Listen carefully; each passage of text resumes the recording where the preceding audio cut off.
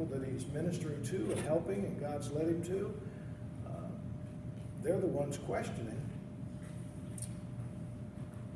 And most of, I guess all of last Wednesday we really got stopped on verses 3 through 5.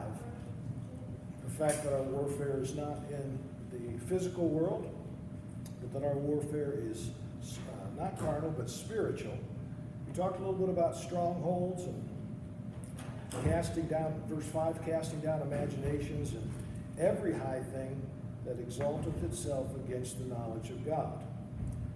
And bring into, it's a tough one. I said this last week. Verse 5, bring into captivity every thought to the obedience of Christ. So that's the standard. That's our goal. I don't know if anyone that's ever admitted that they've, in history, been able to do that 24/7, every single thought. But that's the standard. That's the standard to shoot for. To bring in every thought captive to Christ. So now let's go on to verse 6. And having in readiness to revenge all disobedience when your obedience is fulfilled. Do you look on things after the outward appearance? If any man trusts to himself that he is Christ, let him of himself think this again, that as he is Christ's, even so are we Christ's. So he's again, remember what they said about it. They said, in writing, your letters were very bold, but when you're in person, you seem to be an introvert, how we would say it today. And then we talked about how, some of us are better at writing than we are speaking, or some are better at being present than they are writing. And that's how Paul was. And he's explaining that because somehow or another the complaints have got back to him that your letters seem so authoritative and authentic, and then when you're in person, you're kind of quiet, So he's trying to explain that if we're Christ, that shouldn't mean, our outward appearance shouldn't mean anything. He diagnoses the problem with what one commentator called the Corinthian troublemakers. They're looking at the outward appearance. And outward appearance, Paul was not very impressive. As when we think about how he looked, and how the historian Josephus and others described him, how the Corinthians treated him seemed to agree with that. So he's reasoning with them. An early Christian writing from 200 AD said that he was a man of small stature with a bald head, crooked legs, but in a good state of body, with eyebrows meeting and his nose somewhat hooked. Of course, we have no actual pictures of that. But, he excelled in none of the endowments that people look to. Actors, actresses are hired because of how they look, how they talk, how they come across. Paul had not, think of this, he had none of those qualifications. Kind of, what the Bible said about Jesus, that there was nothing about him that he would stand out.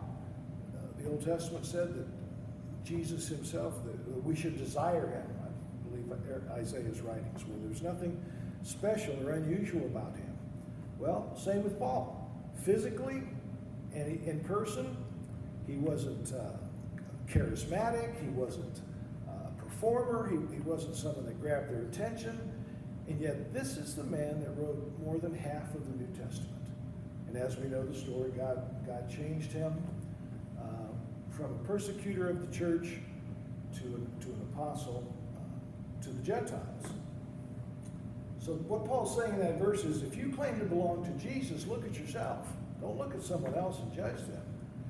You may not be highly, or you yourself might not be mighty in appearance, in outward appearance, yet you belong to Jesus. He said, well, we are Christ's as well. None of us want to be judged merely by our outward appearance, hopefully. We want people often, as believers, we want them to see our heart. And yet the Corinthian Christians often would not grant to Paul what they wanted for themselves. They wanted him to be kind and to not judge them for their actions. And here in a minute or two, we get to the verse where Paul said, there comes a time when I have to bring some discipline to you because you're just learning how to live the Christian life. So that's what the verse 6 and 7 is about. Verse 8, for though I should boast somewhat more of our authority, which the Lord hath given us for edification, not for your destruction, I should not be ashamed, that I may not seem as if I would terrify you or frighten you by letters. For his letters, say they, are weighty and powerful. This is what they said about him. Verse 10, but his bodily presence is weak, and his speech is, our King James says contemptible, just means common. So it's a description of a very ordinary looking and sounding man. And yet the Spirit of God used him, spoke through him, and helped him establish churches. And he's trying to get the Corinthians to see that I'm not just purposely writing terrifying letters and then coming to you quiet. They're judging by outward appearance. That's what it really is. They're judging outward appearance. Some were probably saying, well, I'm as good as him. Why is he so special?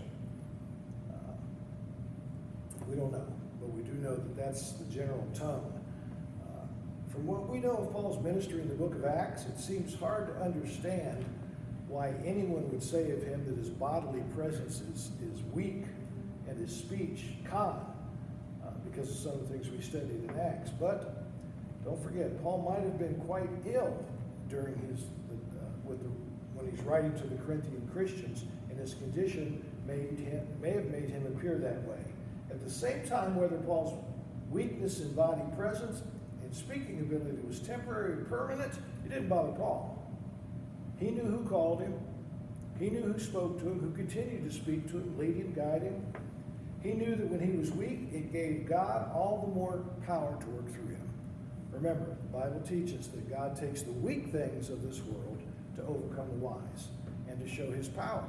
Innocent things, unimportant things.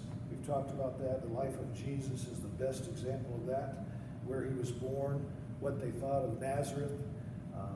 And again, Isaiah's writing says there's nothing about him that we should desire him.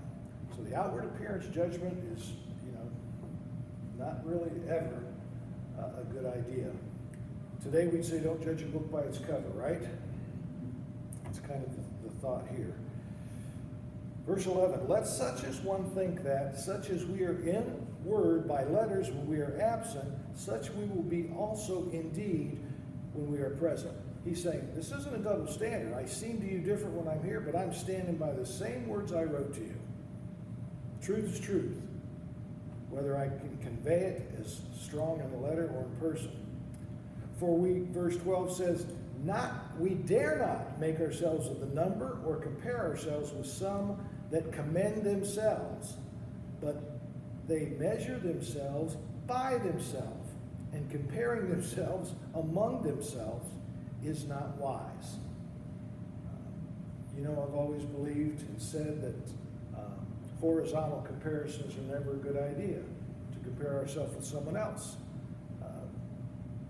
Vertical comparison. If you want to compare yourself, your life, how spiritual you are, how wretched we are, compare it with the life of Jesus. That's a vertical comparison.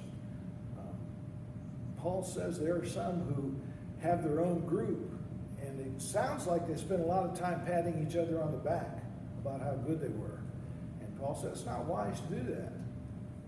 Clearly, you don't have the perspective. If there's not something outside looking, we're not often wise enough just to have a few friends tell us how good we are, how good looking, or whatever. Sometimes it's good to get an outside opinion. That's how we learn. So that's what Paul's saying, verse 12. He goes, we don't dare to compare ourselves with ourselves. Let God do that. And then verse 13, he emphasizes, we will not boast of things without our measure, but according to the measure of the rule which God hath distributed to us, a measure to reach even unto you. For we stretch not ourselves beyond our measure, as though we reached not unto you. For we are come as far as to you also in preaching the gospel of Christ, not boasting of things without our measure, that is, of other men's labors, but having hope, when your faith is increased, that we shall be enlarged by you according to our rule abundantly, to preach the gospel in the regions beyond you, and not to boast in another man's line of things made ready to our hand. Then he quotes Isaiah 65, but he that glorieth, let him glory in the Lord.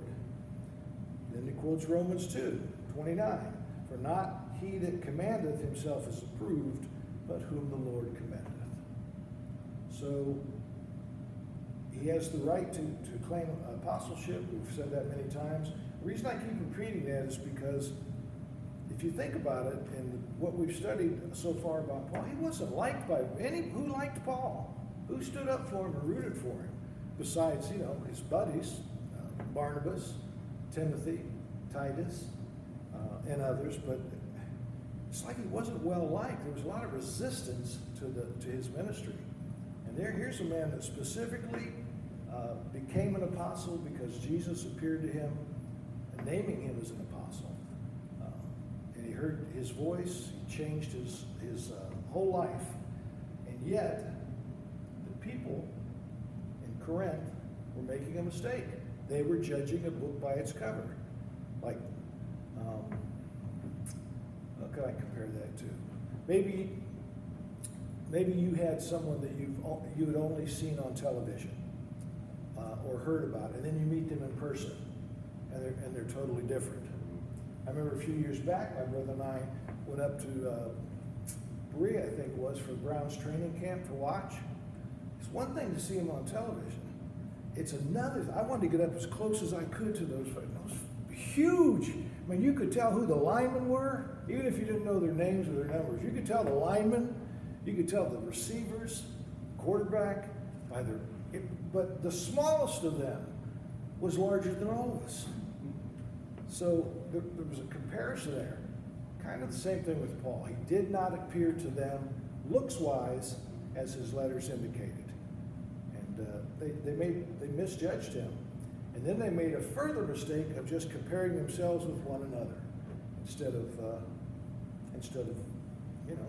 what God's Spirit was leading them. The church was just getting started, so they were learning all of this for the first time. But Paul is going to he's going to use the word discipline here in the next chapter, and we'll get to that next week. All right, let's talk about any questions or comments.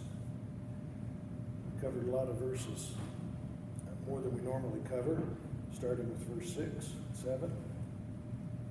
I know it's pretty self-explanatory.